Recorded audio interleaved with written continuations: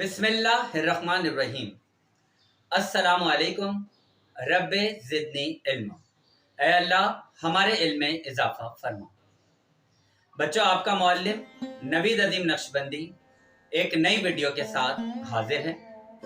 हमारा आज का उन्वान है इंटरमीडिएट फर्स्ट ईयर उर्दू का एक सवाल, और वो सवाल है अफसाना बाबा नूर, उसका खुलासा और बाबा नूर अफसाने के मुसन्निफ का मुख्तसर तारुफ यानी ब्रीफ इंट्रोडक्शन। बच्चों, हम बात करेंगे पहले मुसन्निफ की। अफसाना बाबा नूर लिखने वाले मुसन्निफ हैं अहमद नदीम कासमी, जो कि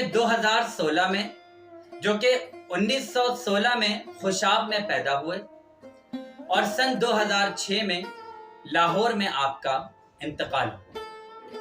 आपके मशहूर अफसानवी मजमुओं में चौपाल, बगोले, तुलुआ गुरूब, आंचल, सन्नाटा, सैलाब, बरगे हिना और कपास का फूल वगैरह शामिल हैं।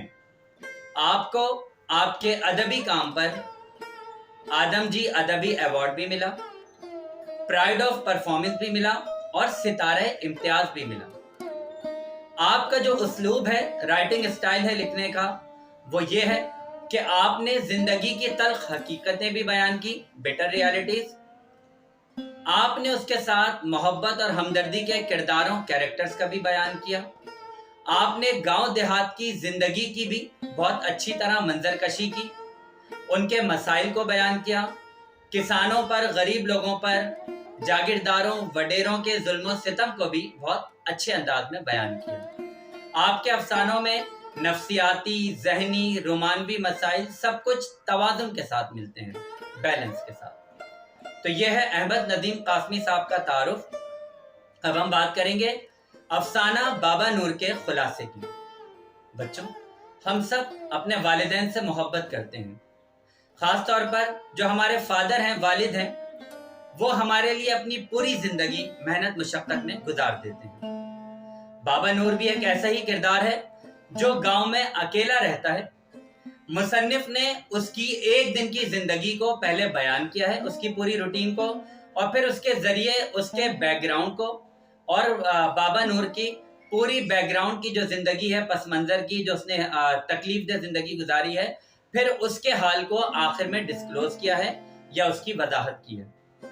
मुसन्निफ अहमद नदीम कासमी लिखते हैं कि बाबा नूर अपने घर से निकले, वो डाकखाने जा रहे हैं। रास्ते में बच्चे बाबा नूर को देखकर पागल पागल या बाबा नूर का शोर मचाते हैं, तो कुछ नौजवान बच्चों को डांटते हैं, लेकिन बाबा नूर नौजवानों को बच्चों के डांटने से मना कर देते हैं। उसके बाद बाबा नूर खेतों से गुजरते हैं। वहां पर एक लड़की गंदम की फसल में से घास काट रही होती है। वो बाबा नूर से अदब और अखलाक से पेश आती है और उन्हें लस्सी भी पिलाती है। बाबा नूर उसे दुआएं देते हुए आगे चले जाते हैं। बाबा नूर गांव से निकलकर गांव के डाकखाने यानी पोस्ट ऑफिस पहुंचते हैं और वहां पर मौजूद मुंशी, आप यूं कह लें इंचार्ज, उनको देखकर घबरा जाता है। और जो कुछ लोग इर्द गिर्द बैठे होते हैं जिनसे मुंशी अपनी मालूमात के बारे में बयान कर रहा होता है, तो वो लोग भी बाबा नूर को देखकर थोड़े से घबरा जाते हैं। बाबा नूर मुंशी से सिर्फ चंद ये कलमात पूछता है कि क्या आज की चिट्ठी, आज के लेटर्स आ गए हैं, आज के खतूत आ गए हैं, और क्या उसमें मेरे बेटे की कोई चिट्ठी या खत आया है? तो मुंशी मना कर देता है कि नहीं जी, खत तो आज के आ गए हैं सारे, लेकिन आपके बेटे की कोई चिट्ठी या लेटर नहीं आया। बाबा नूर सर झुकाकर खामोशी से वापस चले जाते हैं। मुंशी फिर वहां बैठे लोगों को ये बताता है कि बाबा नूर 10 साल से इसी तरह रोजाना डाक खाने आ रहा है, और वो ये बताता है कि आज से 10 साल पहले बाबा नूर का इकलौता बेटा बर्मा की जंग में मारा गया, और खुद मैंने सरकार की तरफ से यानी गवर्नमेंट की तरफ से जो लेटर आया था, वो मैंने खुद इसे पढ़कर सुनाया था बाबा नूर को कि भाई तुम्हारा बेटा बर्मा की जंग में मारा गया है, शहीद हो गया है।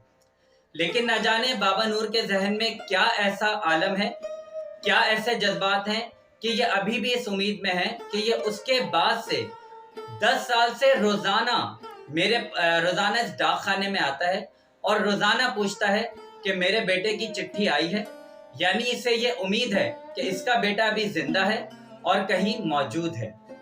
تو منشی یہ کہتا ہے کہ بابا نور کا یہ انداز دیکھ کر شاید ایک دن میں بھی پاگل ہو جاؤں۔ بچوں، یہ افسانہ ہمیں یہ بتاتا ہے کہ آزادی سے پہلے انگریزوں نے بہت سے ہندوستانی نوجوانوں کو اپنی ذاتی جنگوں میں، اپنے مفاد کی جنگوں میں قربان کیا، اور جو نوجوان قربان ہو گئے ان جنگوں میں، ان کے لوگ، ان کے گھر والے، ان کے اہل خانہ، فیملی ممبرز بعد میں ان کی یاد میں، ان کے انتظار میں بہت تکلیف دہ وقت گزارتے رہے، اور بابا نور بھی ان میں سے ایک ہے۔ امید ہے بچوں یہ افسانہ آپ کو پسند آیا ہوگا۔ اس کا خلاصہ اپنی رائے سے آگاہ کریے گا، اس ویڈیو کو ضرور لائک کریے گا اور میرے چینل کو ضرور سبسکرائب کریے گا، اور ہاں، اپنا بہت خیال رکھیے گا۔ شکریہ۔